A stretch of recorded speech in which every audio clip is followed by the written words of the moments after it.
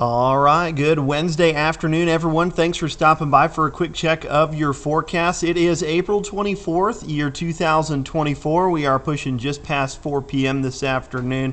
We're going to talk about your conditional severe weather threat that we have coming for our Thursday here in the Southern Plains. Now, not all of us are going to have that chance for storms. In fact, some of us, and more than likely most of us, will be dealing with fire conditions in the western half of the Panhandles and eastern New Mexico, but the eastern half of the Panhandles do fall within that threshold for at least the chance for some significant severe weather. So that is really what we're going to be focused on here in your Facebook update. Here's a quick look at your radar and water vapor imagery. You can see that mid-level moisture starting to get pumped in from the Pacific Ocean. That's riding up over portions of New Mexico and portions of North Mexico, and that will continue to move on into the area. It's going to help keep us on the cloudier side running into the rest of our evening hours. We may even see a chance for a thunderstorm or two tonight. It's just going to be fairly isolated. We'll talk a little bit about that as well. Here's your temperatures. We are, again, it's 4:11 p.m. We are at 60 degrees in Amarillo. Haven't seen any sunshine really for most of the day. Borger's at 71. They're getting a little bit more sun than us. A lot more sunshine in the southwest and east New Mexico, where they're back up into the upper 70s. But we did think that that cloud cover was going to be somewhat of a nuisance. It was almost trying to rain. It was just a lot of drizzle out there in Amarillo earlier this afternoon. Unfortunately, not enough to amount to any precipitation accumulation. Winds are from the east-southeast around 10 to 20 miles per hour. Let's actually take a quick look at your dew points. Again, those starting to continue to surge on up in the upward direction. You can see our dew points are in the 50s and 60s for most of the area. Disregard Perryton. That site is erroneous. It's wrong. It's been wrong ever since the tornado last year.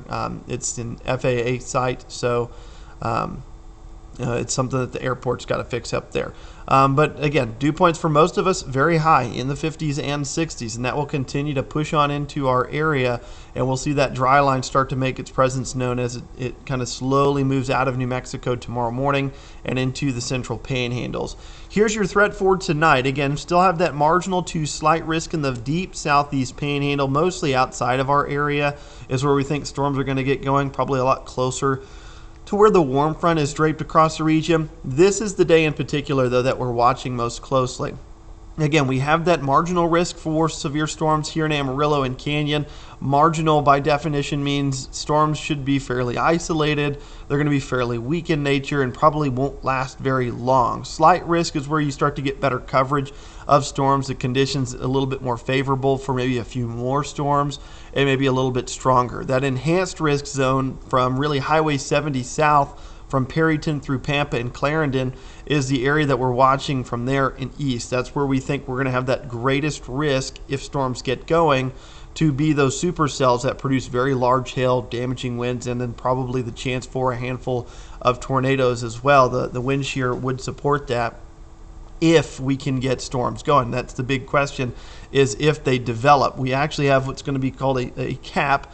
It's just a lot of warm air aloft. It's going to be very strong tomorrow. That warm air aloft can usually inhibit a lot of our thunderstorm development. You get a little bit of rising motion underneath it, and all that warm air runs into even warmer air above it, and it becomes less buoyant, kind of runs out of steam, and then falls back down to the surface. So really don't see a whole lot of cloud cover with that cap or that warm air aloft wins out. That can change, though. If we do see that cap doesn't win out, you can see what we call free convection, where you just get storms to become surface-based, and all that surface air rises up into the upper layers of the atmosphere. They condense and cool. You start to see that cloud, and it continues to just push on and up 40, 50, and sometimes even 60,000 feet above the ground. That's how we get those big towering thunderstorms here in the high plains.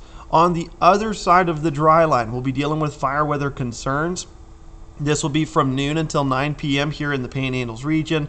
We have a fire weather watch for Randall, Deaf Smith, Palmer, and Castro County.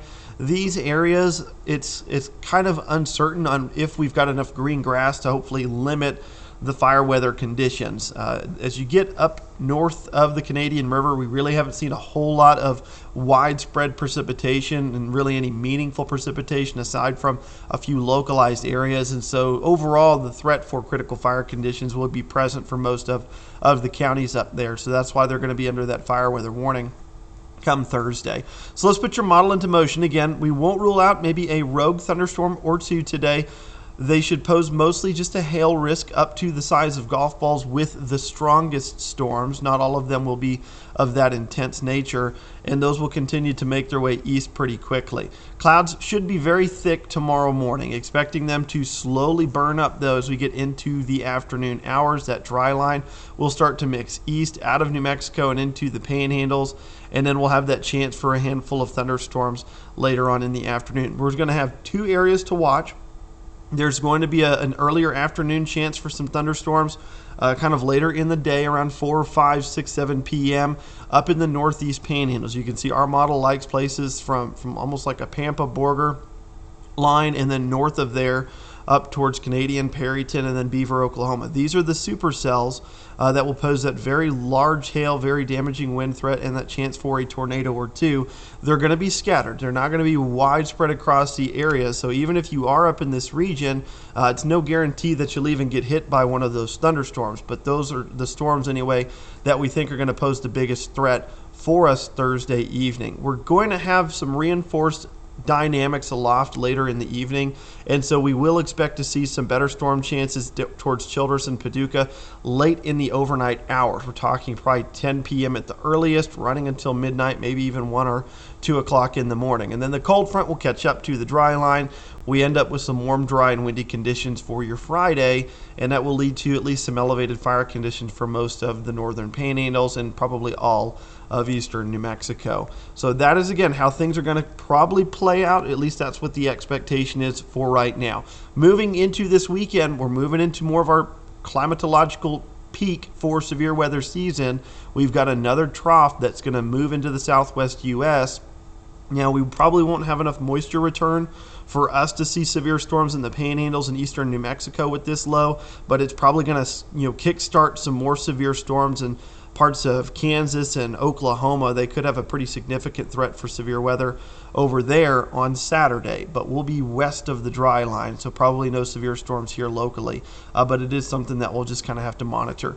We'll get a ridge of high pressure to build in over deep South Texas early next week. That should continue to shift east into the southeast United States, and then we'll get some more troughing here in the western U.S., and it's lining up very well with our climatological peak for severe storm season.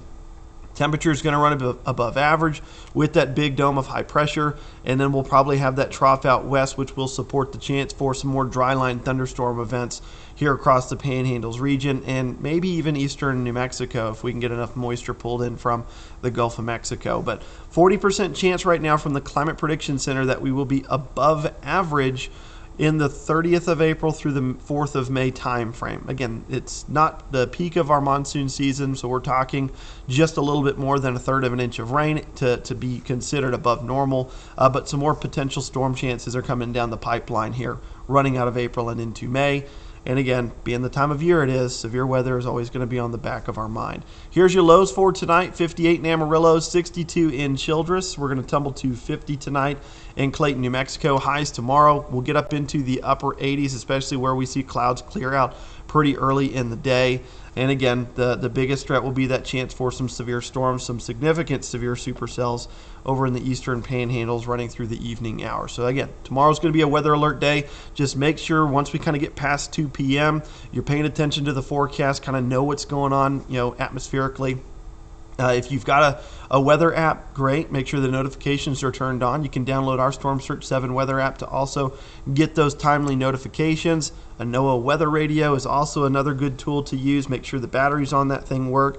And also talk with your family, the people that live in your home, about your severe weather plans, where you would go if a severe storm strikes. Would it be an interior room? Would it be the storm cellar? Things you're going to take in there like a flashlight, maybe some food and some water, some non-perishables and things like that, at least for a short period of time, especially the water itself, pillows, blankets, you name it, things to maybe potentially protect yourself if we do have some kind of tornado threat for tomorrow, which is possible.